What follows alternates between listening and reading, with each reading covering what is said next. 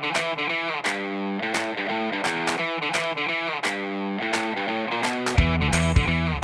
everybody, and welcome to another edition of Reghi and Roda right here on the Press Play Podcast Network. Big shout out to the CEO and the main man of Press Play Podcast Network, Mr. Chase Smith. And of course, our man extraordinaire that makes everything go, our producer, Dave Emmert, who pushes all the buttons and sends everything in a clean fashion so that we can get rolling here on our podcast. All right. Kenny Roda is on a Greek island somewhere. So Kenny is vacationing as the Cleveland Browns played their first preseason game.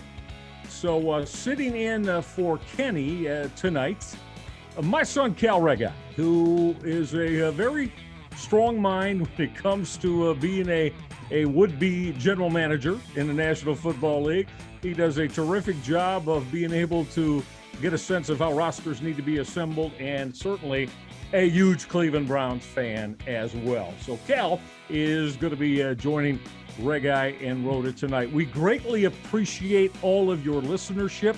We greatly appreciate all of your follows. And again, a little bit later on, I'll give you an idea how you can get on board, if you like, on Twitter, on social media, and what have you. So, preseason game number one for the team that has tremendous expectations this year. And Cal, I'm going to start right there because the Browns win tonight 23-13.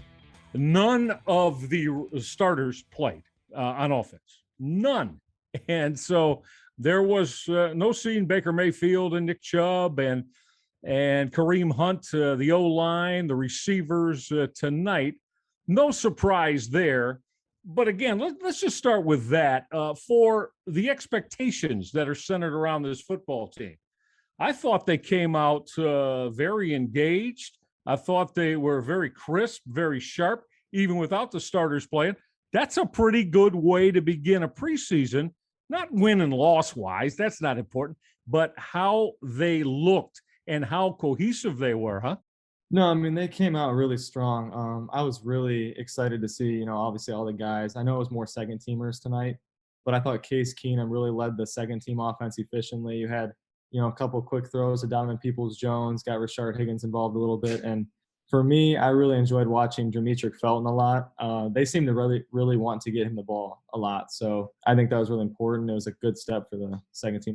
Listen, absolutely. And you mentioned Demetric Felton, and there again, there are, and in the preseason anyway, we know it's about, right? This is about not your ones, but the preseason is about young players, maybe second, third year guys that are trying to find their roles on this football team and what that can be for them in their NFL career. And then also, of course, the rookies getting a lot of playing time. And this Browns roster is going to have a lot of competition at a lot of varying position groups that we're going to discuss throughout the course of the night. And again, you mentioned Demetric Felton. That's a strong way to begin. There was no doubt that the Browns were looking to find a way to get the football to Donovan Peoples-Jones tonight. Again, no Odell Beckham Jr. and no Jarvis Landry.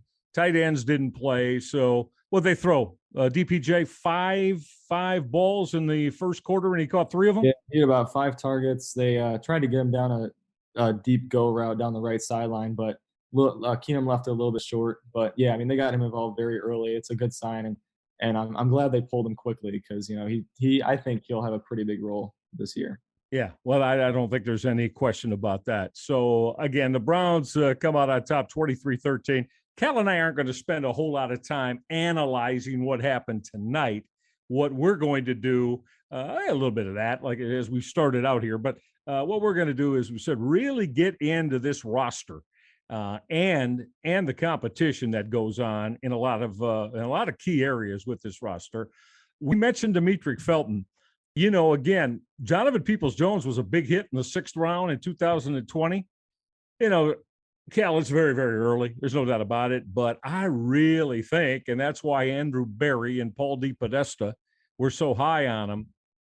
Do you think Demetric Felton's got an opportunity to, wind up as the third running back on this team, and possibly be more of, as the year goes on, maybe be more of a 3-down guy than we look at him as right now? I do. I think he has a pretty decent sized role that could be carved out for him. But I also think in terms of him making the team, I think he'll make the team. But I think he's pushing, as of right now, two guys, in my opinion, and that's Dearness Johnson and Kadero Hodge. And I know they play two different positions, but Demetric Felton is kind of more of that scat back. He's going to catch some passes. He might take a couple reps out of the backfield as well. So it's going to be interesting how he kind of, even as a sixth rounder, how he impacts two other guys who are looking to make the team as well. Yeah, well, this sixth round is something. And again, if Demetric Felton hits this year, look at Andrew Berry's 2 sixth rounds in 2020 and 2021. I mean, if this produces Donovan Peoples-Jones and as a key element to your offense, and now Demetric Felton the following year, I mean, that'd be something extremely special. How good do you feel? Again, this is the second year of Kevin Stefanski, right? And Alex Van Pelt, the offensive coordinator. How big of a step do you think is potentially there for the Browns to take on the offensive side of the football? Again, with Baker Mayfield, do you see a large step for him this year, and concurrently with the offense to go along with him? I think there should be a big step. I believe Baker said this was his first time since possibly his college days when they return all 11 guys on offense. And that's really big in NFL, is when you can have those guys come back like that. You got the whole offensive line coming back, all his receivers. You got, a big part, Odell Beckham, coming back as well. So, yeah, I think they need to add on to their downfield element of the game. It kind of hurt when he went out because, Peoples-Jones was still raw a little bit, still kind of working his way in. So you lose the deep play guy in Odell Beckham, and, Jarvis Landry and Higgins are more short intermediate guys. So they still operated well, but you could see they kind of lost the element of their passing game when he went down. Yeah. Cal is a huge OBJ guy. So he's all about OBJ and what that offers for the Browns. I mean, there were some situations, of course, as we know, before he went down, and it was a lot of conversation about that he and Baker Mayfield never were able to get synced up that the way you'd want the quarterback and the number one receiver to be. I didn't think it was as big an issue as a lot of people did, but I certainly understand it was a big conversation piece. Where are your thoughts? Again, I know how big of an OBJ guy you are. Where are your thoughts where this can go this year? And do you think that Baker Mayfield is going to be able to unlock that key to really, really take advantage of all that OBJ can offer in your pass game? If I take off my fanboy hat, I would say I think they're going to do pretty well. I know last year was rough, and I kind of throw 2019 out because that was just in and of itself a terrible year for everything, given the expectations and then the coaching. And so we don't even have to go there. But last year, obviously you're playing kind of in a pandemic. You got a new system. Your coach can't even really meet the players till like July, August. And it's tough. I mean, I think we can all agree Baker wasn't playing his best ball the first 6 games of the year. And then I think some people like to, correlate it to once Odell went down against Cincinnati in week 7 that Baker started to explode. I think that's just a product myself of playing some weaker defenses. I like Baker a lot. I'm just saying that they were playing, the Eagles defense, the Titans defense. Those aren't the best defenses. So, but yeah, honestly, I do. I think he's going to have a pretty good year. I think they're going to get back on page. I think they can do a lot of damage this year. Yes. Yeah, well, and again, it's going to be something that I think everybody around the National Football League expects the Browns in totality, offensively, to be one of the very best in the National Football League. I mean, all the pieces are there. Everyone is returning. That was a starter a year ago. So you have no kind of turnover whatsoever. And the biggest thing about it, the second year, looking for the success and beyond what they had last year in Kevin Stefanski and Alex Van Pelt's offense. I think that's huge. And I think it rightfully so that everybody should feel that way. And if you're not feeling that way, and if the Browns don't feel that way, then something's wrong with their damn confidence, because just go explode this year. You've got everything there for you to be able to do that.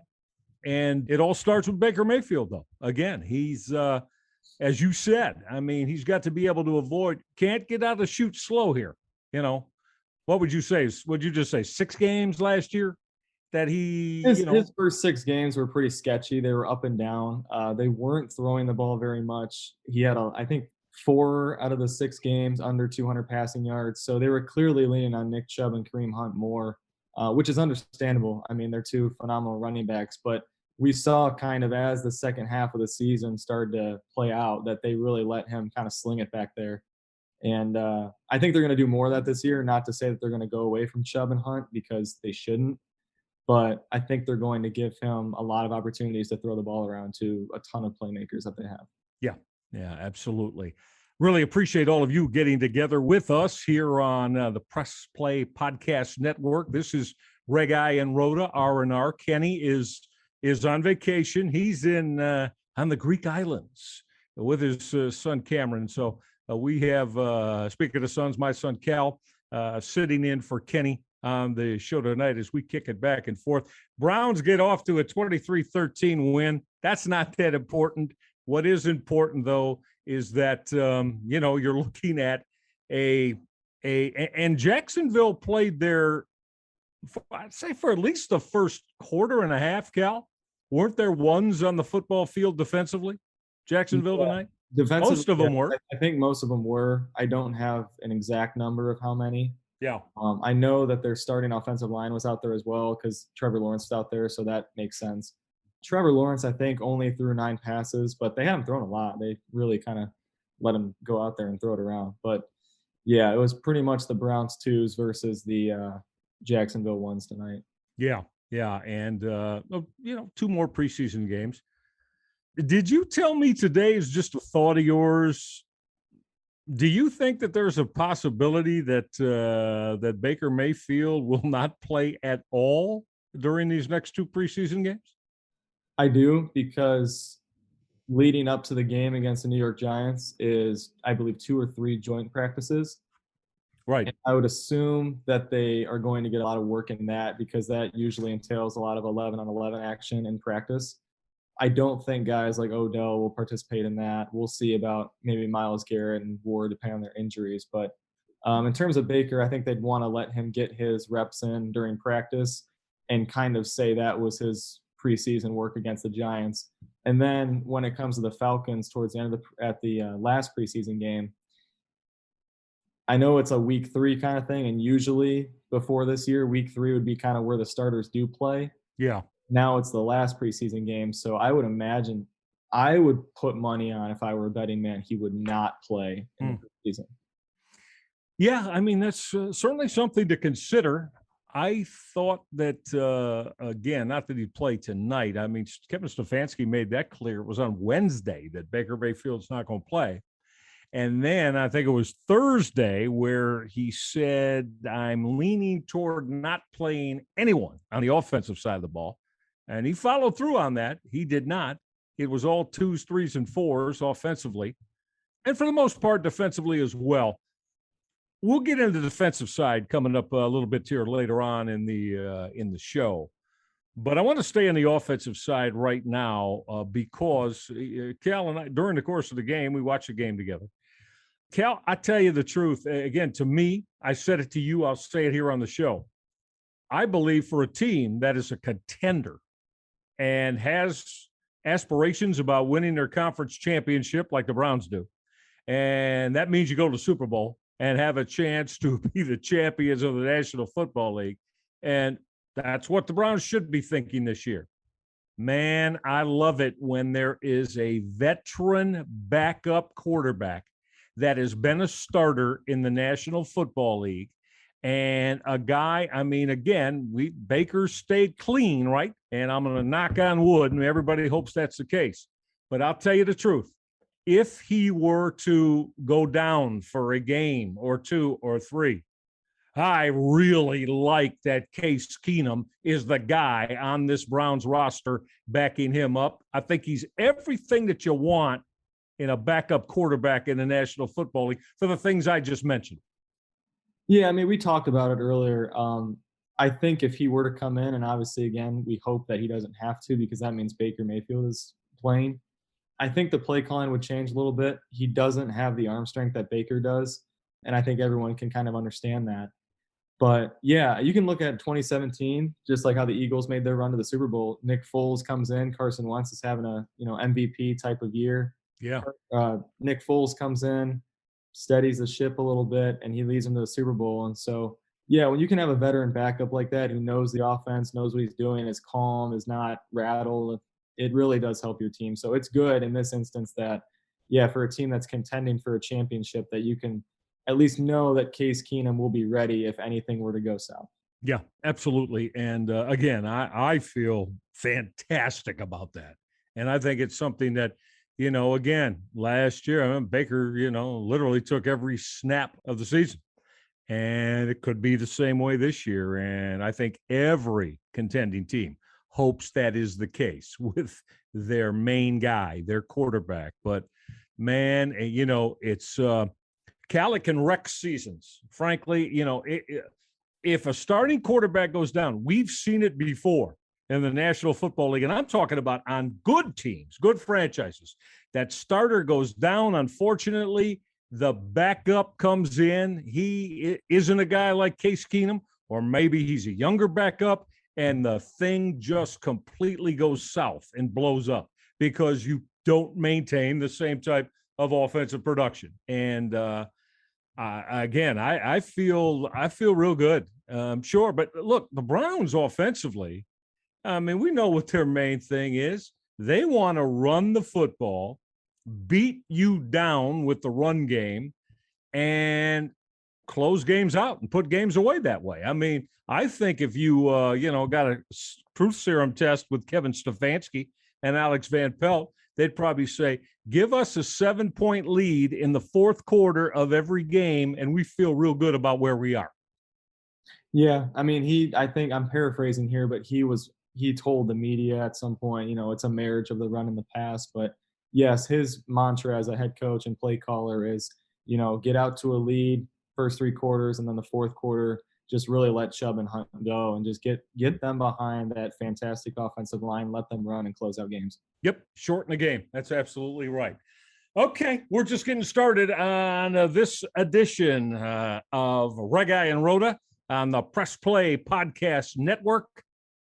Cal Regi in for the vacationing Kenny Roda, following the Browns' 23-13 win in the preseason opener over the Jacksonville Jaguars. Don't go away. Give us a quick timeout. We'll be back with more right after this. Hey, it's JD from the Hyman Podcast. I created this podcast to have hard conversations. Conversations that make us human but are also wildly uncomfortable. Conversations that help give voice to the voiceless and to the marginalized. Now you can listen to the entire first season on Apple Podcasts, Spotify, or wherever you get your podcasts from. Consider this your personal invitation to join the conversation. Looking for new insights on the Cleveland sports scene with a unique side of Cleveland sports history? Then you found the perfect podcast. I'm John Sable. And I'm Scott Sable, and we're hosts of the Sable Brothers on the Baseline podcast, a podcast about Cleveland sports, but not your typical podcast about the land's sports teams. Join us as we embark on a journey of sharing a unique and historical side of Cleveland sports history with the help of some former Cleveland sports stars and other historical figures. All right here on the Sable Brothers on the Baseline podcast, part of the Press Play Podcast Network.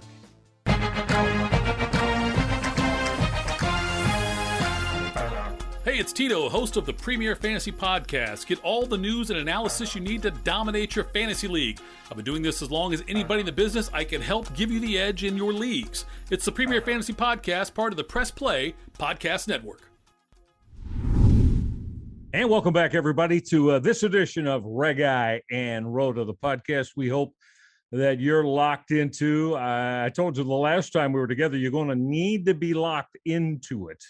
after every time the Browns step on the football field this year, because we'll go heavy, we'll go extensive, intensive, and trust me when I tell you, we won't want to miss it. We feel good about what we've got in store for you. I'm Michael Reghi. Kenny Roda on vacation. He's in the Isles of Greece with his son Cameron. So tonight, my son Cal Regi in for Kenny and keeping Kenny's seat warm. And next time we get together, Kenny will be back with us.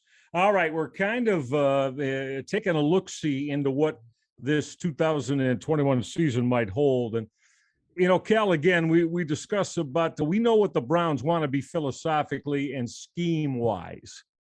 Look, the division's tough now. I mean, you know, you got to beat the Baltimore Ravens. A lot of people feel like the Pittsburgh Steelers are going to flatline and, you know, turn into this under 500 team this year. I don't. And I hope the Browns are not looking at it as such either. And, you know, I hope Joe Burrow is healthy so that the Cincinnati Bengals can make their improvements as well.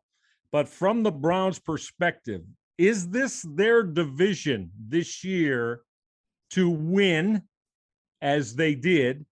And as you go forward, is that going to be the continuance of, you know, the first step of where the Browns want to be? You win the division, you hopefully play home games in the playoffs, and that's going to give them a better shot to try to find the gold at the end of the rainbow by being, you know, I like to say AFC champions first, and of course, because that gets you to the Super Bowl, and then you go take your shot and see if you can win it all. Do you feel good that that's the stepping stones that they're on? That should be the expectation, and I believe it is. But when you talk about the division, I don't think this is a hot take, and I try and be as unbiased as possible. But I do not think that they are winning the division. I still think the Baltimore Ravens are going to win it. I have seen nothing in the past 3 years that they can beat the Ravens, like, without it being a fluke. I look back the 2019 Week 4 game in Baltimore. They throttled the Ravens. I get it. But that was in a very wacky year, and that did not look sustainable at all. So not discrediting them for the win, but yeah, I don't think – I have not seen this defense really stop Lamar Jackson at all. And as much as I wish they would, and I think they're better prepared for it now with guys like Jeremiah Owusu-Koramoah and hopefully the ascension of Jacob Phillips as your faster linebackers to stop him as a runner. Yeah, I would still say even if it comes down to a tiebreaker, both teams are, let's just say 12-5, 13-4. I still think that the Ravens are going to be the division winners, but I think the Browns can go farther. Interesting. All right. So John Harbaugh and his football team. Look, they're formidable.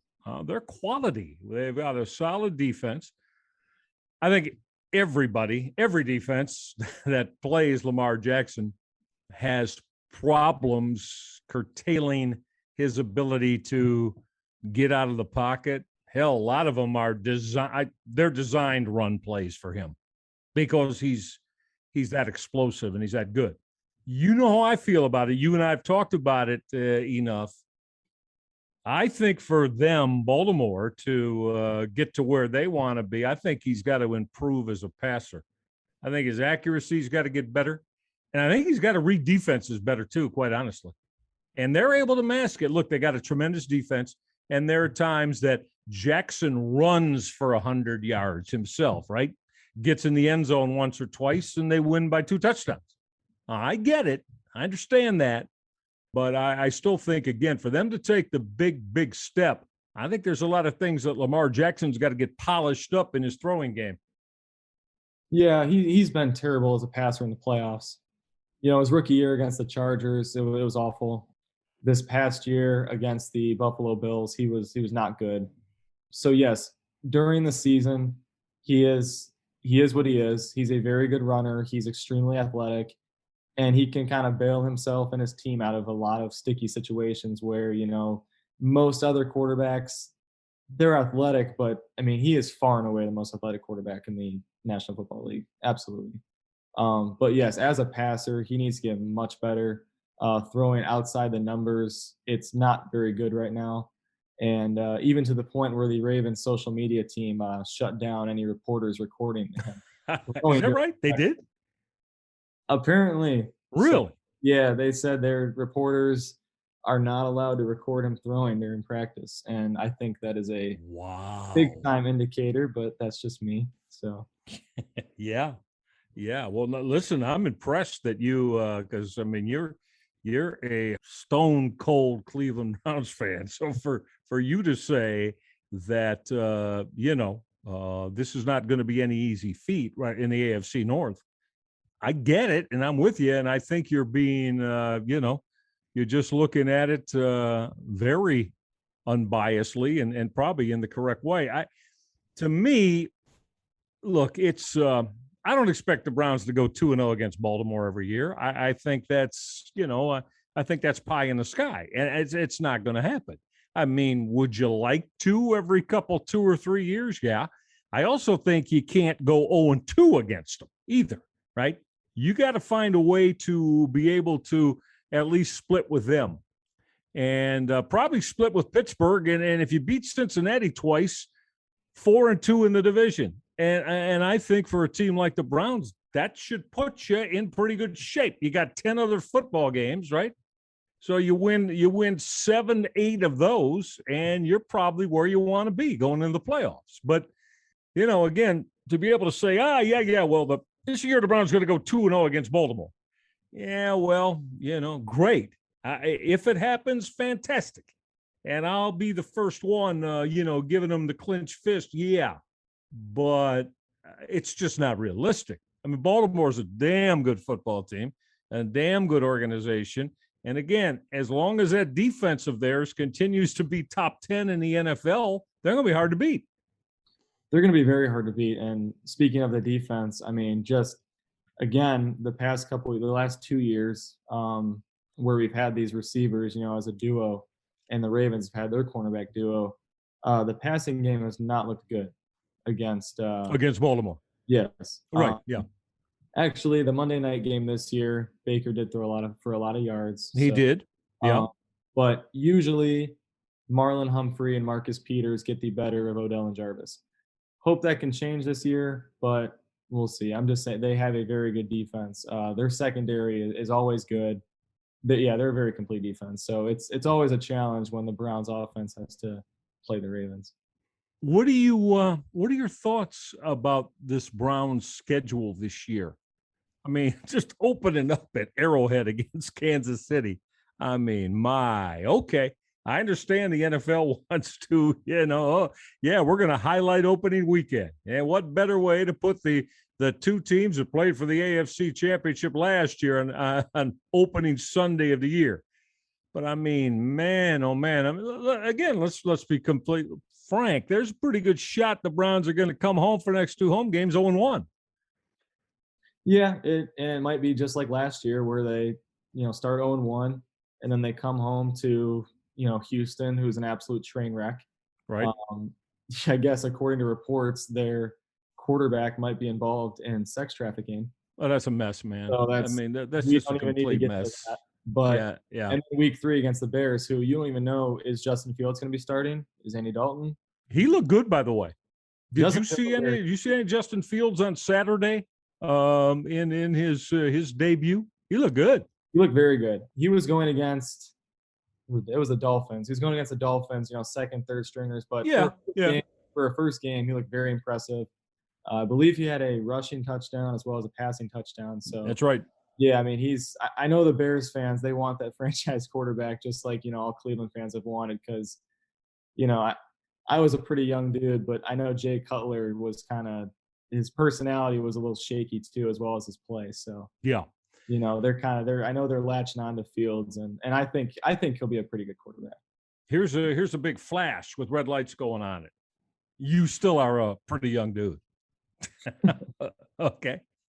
I was a pretty young dude a few years ago. Cal, by the way, we're proud of him, is going to go to Ohio State University and major in finance. And you're off and running, man. You pretty excited about that? Starting this week or next week, I guess. Very excited. Couple weeks, yeah. Moved in a couple days, so Yeah.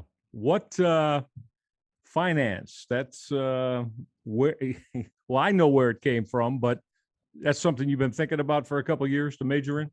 Yeah, no, I'm very interested in that. You like money, that's why. Yeah, I mean, anything can change, but we'll see. It's freshman year, get your gen ed classes out of the way. So Yeah. Well, you had opportunities to, of course, with me, your dad calling, MAC football and basketball for years. I mean, you had opportunities. You were accepted at many of the MAC schools. So, but Ohio State won out. Because again, what were some of your reasonings for that? Because there was a time I thought that it might be Ohio University or Bowling Green or even Miami for you. yeah, I mean, just touring, I think Ohio University had a great college town for sure, but Ohio State, I think, just especially the Fisher College of Business, great program school that they got there. And Columbus, kind of that town down there. It looks like a lot of fun, and then obviously the Buckeye football games as well. So I knew that it's hard to pass down. Yeah.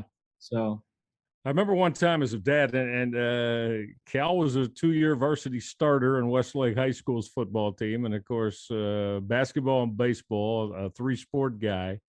But I remember one time saying to you a couple of years ago, you're not interested in Ohio State just because they got, one of the top 4 football programs in America, are you?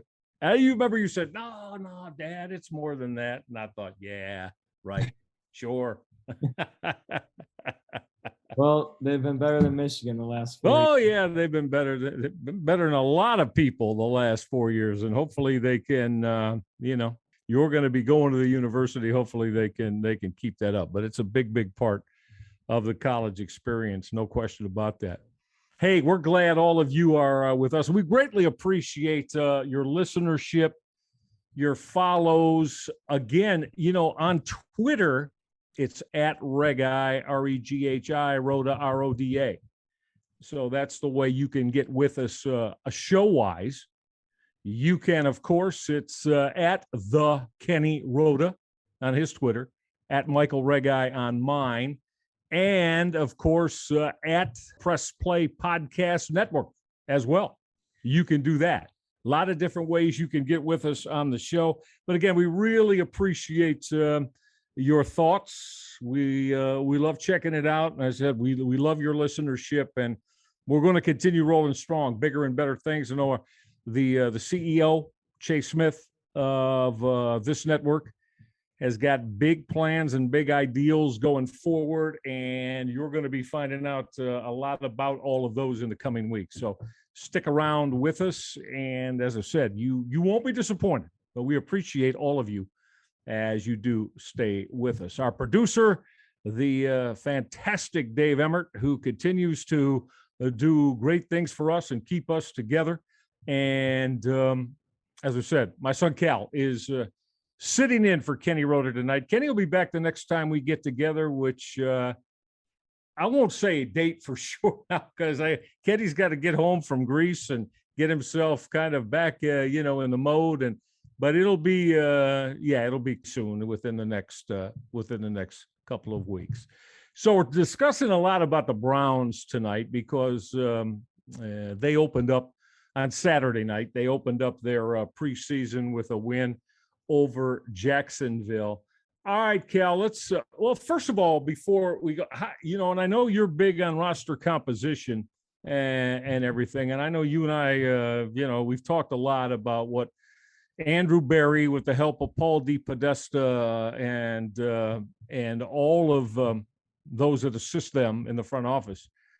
But this roster has taken a tremendous leap in the last couple of years. Now, I was a John Dorsey guy. You know that. I've let everybody knows that. I thought Dorsey was the one who really started this roster going in the right direction. John's fatal flaw was,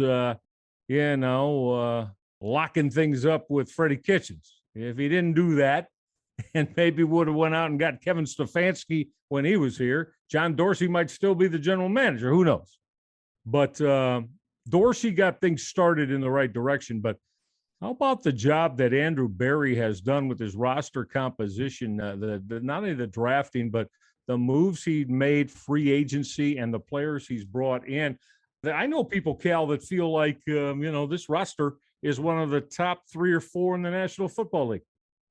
It's certainly regarded as a top 3 roster in the league for sure. Yeah, I mean, pretty much. I don't give too much credit to Sashi Brown. I'm not a Sashi Brown fan at all. I think he completely wasted a ton of draft picks, 2016, 2017. Mm-hmm. But he did get some assets that led to picks by DMs. Yeah, he did. So I guess if you're going to credit, you can give credit to all 3, but there's different percentages that they all deserve. Yes, John Dorsey did a phenomenal job. Obviously, 2018 draft is looking great with Baker and Denzel Ward and Nick Chubb. Maybe would have liked to have that Austin Corbett pick back because it was the first pick of the second round. Right. But that's okay. You still drafted 3 studs. And Corbett's a starter with the Los Angeles Rams. So yes. he drafted a damn good football player. It's unfortunate it just didn't work here with Cleveland. Yes, absolutely. Yeah. It's but I mean, what Andrew Berry has done is really, really tremendous, and we'll get into that a little bit more. We're going to get a timeout, so give us this timeout for you to hear some of the things about the Press Play Podcast Network that you'll want to stay in tune with. All right, don't go. We'll be back and do another segment and wrap this baby up here on Reghi and Roda. Don't go away. For the Dennis Maniloff Show, I'll tap into my 40-plus years of following Cleveland sports and 30-plus years of writing and talking about them, so as to bring you informed opinions and analysis of your favorite players and teams. I also will monitor the national sports scene and, when warranted, step out of the toy department and into the real world. And I'll always be on the lookout for special guests. By all means, join us. Want to hear more about your favorite TV shows and movies that are on countless streaming services? Then listen to Up Next with your new favorite hosts, me, Kristen Aviles, And me, Christina Walter. Every other week we'll highlight one genre, but 2 movies or TV shows, one old and one new. We'll let you know what's hot and what's not from your favorite or least favorite streaming services.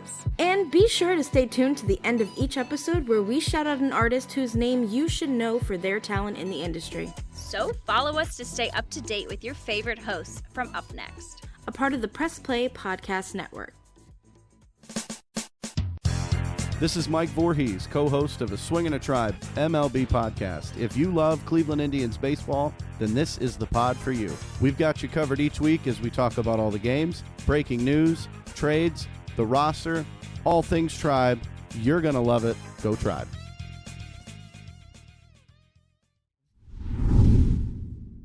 Hey, welcome back, everybody, to Reghi and Roda here on the Press Play Podcast Network.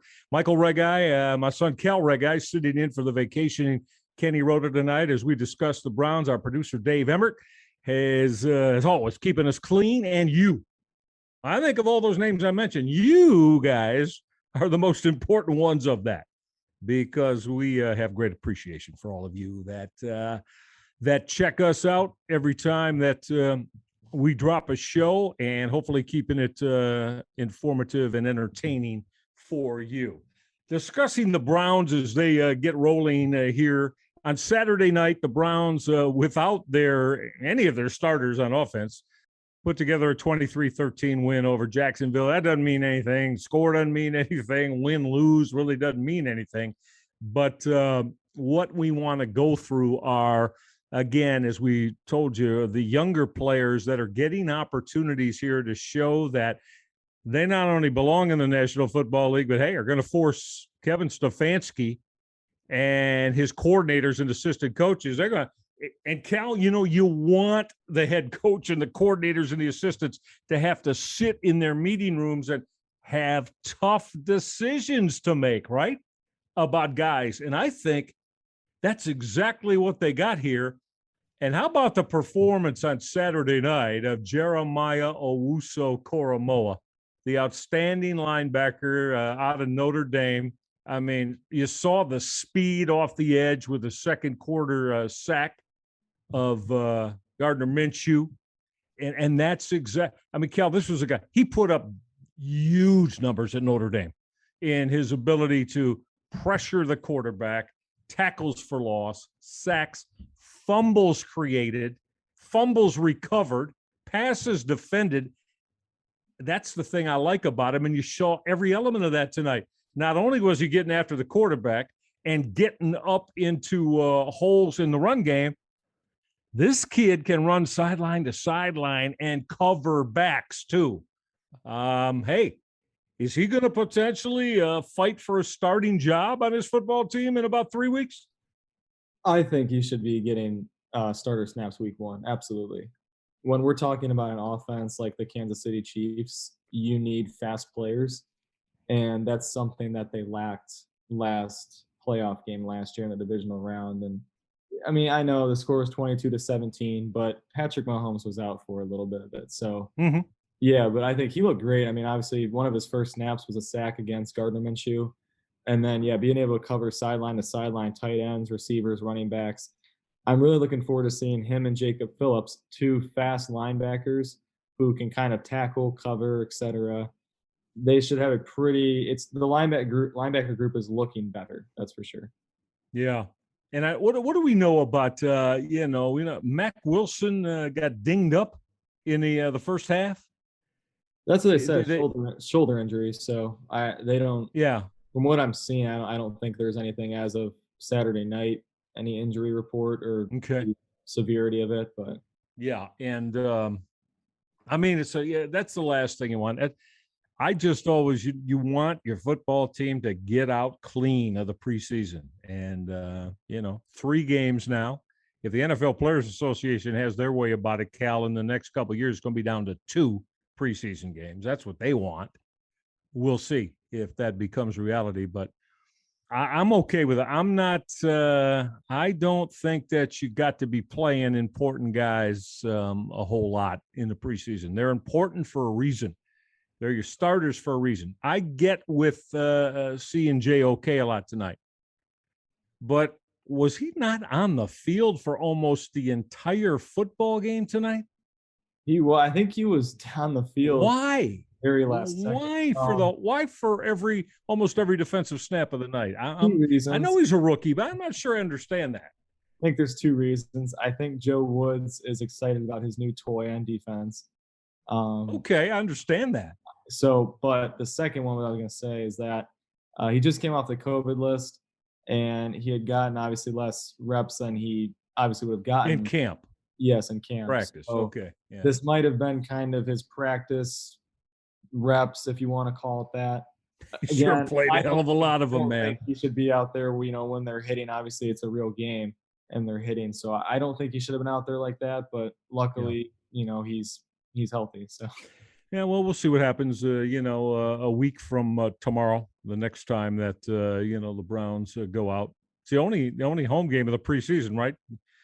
Against the New York Football Giants, and they are going to be in for a couple days on the practice fields in Berea. So there's going to be a lot of Browns Giants going on for a couple of days before they even play the preseason game. So I don't know. I guarantee at least once tempers will flare, and there'll be guys throwing hands at each other with their helmets on, which I think is ridiculous. That's the best point. That's the best part of joint practices. All the fights the fights break out. Yeah, I hear you. So defensively, what in the hell is going on? I'm concerned. It's troublesome about the safety position, Cal. What? I mean, you got. Of course, you're not going to play John Johnson. Good. I'm glad you don't need to play him. Grant Delpit. Is Grant Delpit going to get on the football field and start to show everybody why, he was a second-round draft pick? And I loved it when, man, this dude was one of the best safeties in college football when, at LSU. Fantastic. Ronnie Harrison's hurt too, isn't he? Delpit's hurt. Harrison's hurt. We got to get guys on the field consistently. Are they going to have to, is Sheldrick Redwine going to have to start in Kansas City? I hope not, because I don't think he's going to make the team. But It's really interesting because I'm just throwing out an additional safety name there, It's really interesting though because Grant Delpit and Greedy Williams have the same career arc as of right now. I mean, they both came out of LSU, both had tremendous, I guess maybe freshman, sophomore seasons, and then their last season at LSU there was a dip in production. A little bit of injury bug going on that last year too, which led to them both falling to the second round when the year before they were projected to go in the first round. Mm-hmm. Greedy did play his rookie year, but he was banged up. I think he played 11, 12 games. And then obviously Delpit tore his Achilles last year, so he was done. Now Greedy got some snaps Saturday night. From what I could tell, his name wasn't called, so as a cornerback, that's always generally a good thing. You're right. Yep. But yeah, Delpit, for a guy who, if all goes well, week one, we can probably assume that John Johnson and Ronnie Harrison will be the starters. But if we know anything about Joe Woods, it's that he wants to run more defensive back sets. And so good point. We like Grant Delpit out there more because he's kind of one of those guys at LSU. He did a lot of things. He was in coverage. He was blitzing. He did. So he was very disruptive, man. Yes. You're right. In the backfield a lot, disrupting offenses. They need him back on the field. So if he doesn't play any preseason games and he has to kind of ramp up during the regular season, it is what it is. But they need him because he has to be an important part. He's a second rounder and he's a good player. Yeah, no, so true about that. And that's a position group that's given me a little bit of cause for concern. What about the defensive line? That Myles Garrett is going to be up among the NFL leaders in sacks and pressures and tackles for loss because that's what Myles does. Everybody believes Jadeveon Clowney is going to bookend him on the other side, and he's in a contract year. I do like that because you're going to see the best of Jadeveon Clowney because he's looking to get that next 3 to 4 year contract. So I think you're going to get a big year out of him. Now, what about inside? And do you think there's a possibility that they're going to see a lot of 3-man fronts with West and how he looks at things? And how do you feel about the defensive tackles? Is there enough depth there? I didn't like them getting rid of Sheldon Richardson. I did not like that. But they did. And so, again, Andrew Berry's done mostly good things this year. I hope this one isn't one that bites him because I know Sheldon can play. He can still play. How do you feel about the interior of the D-line, the defensive tackles? It was very tough losing him. I really enjoyed watching him. What was nice about him is I always respect guys that are durable and that always play, 15, 16 games a year. So it was tough losing him. But I think they're going to look for a bigger role for Jordan Elliott. I know he cut some weight, and I know he told the reporters he wants to, get it back up a little bit towards 290, 295. Mm-hmm. Tommy Togiai, I don't know what his role is going to be at the beginning of the year. I think he was a 4th, 5th rounder, so they probably have to work out that. Malik Jackson, veteran. He's been on the Super Bowl team, been to a Pro Bowl in Jacksonville. So he's an older kind of guy, but he's probably going to be much like Sheldon Richardson. One guy who I have no clue on is Andrew Billings. To me, he's a little too big. That's just my opinion. Yeah, we were talking about that tonight. He looks a little too big, and I get as a nose tackle is I guess what you call him. Yeah, you want them to be big. Obviously, you don't want them to be little, but yeah, But hey, if he's a good run stopper, that's all that matters to this team. But sure, yeah. So it's it's set up again. This whole roster composition is set up for there to be a lot of success. So, which leads me to, as you've done a tremendous job sitting in for Kenny tonight, let me get your thoughts. What do you see the Browns finishing at? I went 12-5 and winning the division this year with this 17th game, of course. What do you see them finishing at?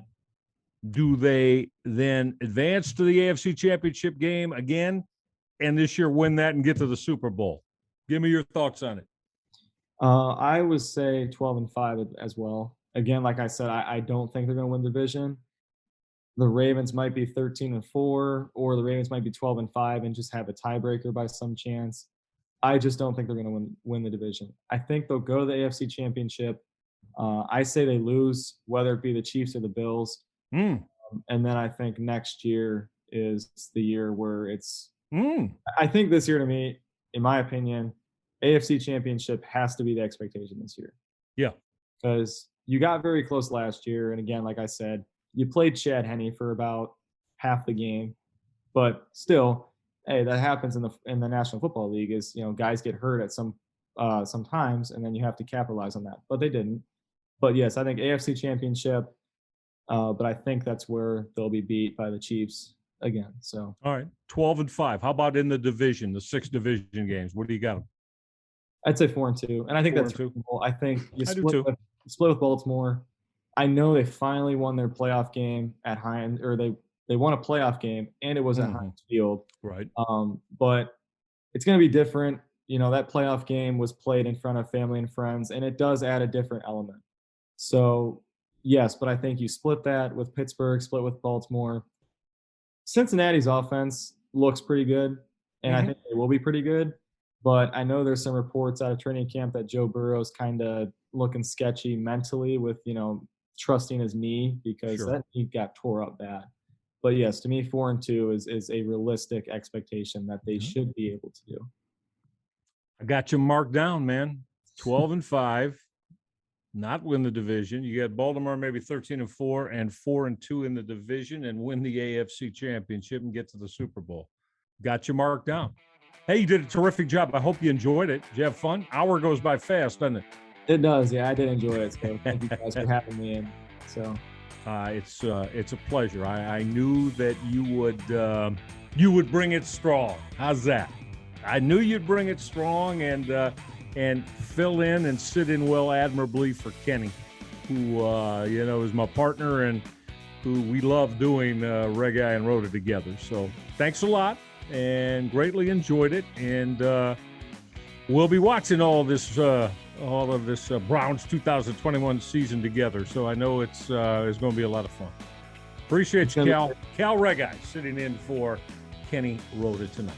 All right, that's going to do it for us. As we said, hang around. We're going to we'll get out, on social media, on the Twitter and everything else. So we'll let you know, Instagram, Twitter, when we are going to get together again. I got to wait till Kenny gets home from Greece and let him get locked back in here on American soil. But it'll be in the next couple weeks for sure. It might even be, at some point next weekend after the Browns play the New York Football Giants. So, again, thanks so much for your listenership. We greatly appreciate it. You guys are tremendous. Make sure you listen to all the podcasts that I know you're going to enjoy on the Press Play Podcast Network. Our CEO, Chase Smith, does a terrific job with that. Dave Emmert, thank you, my man. Appreciate all your help. And until next time, everybody, this is Michael Reghi for Kenny Roda. Make sure you stay well, and we'll talk to you soon right here on Reghi and Roda. Till then, so long, everybody.